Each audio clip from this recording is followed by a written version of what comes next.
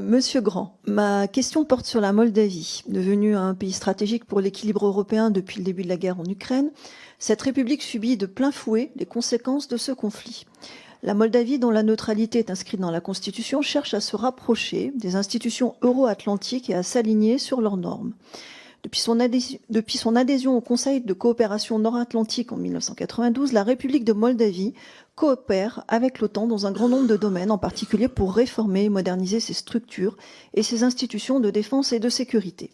Ma question est simple. Selon vous, quel rôle pourrait jouer l'Alliance atlantique dans le soutien à la Moldavie à l'aune de la guerre en Ukraine? Je vous remercie.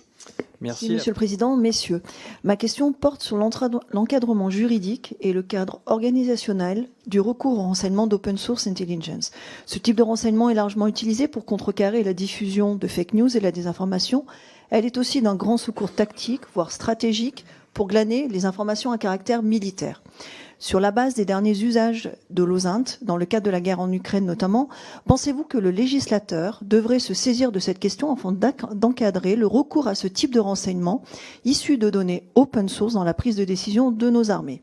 Enfin, pouvez-vous nous préciser quel cadre organisationnel au sein de nos armées et de l'OTAN, notamment, serait lui aussi optimal selon vous? Je vous remercie.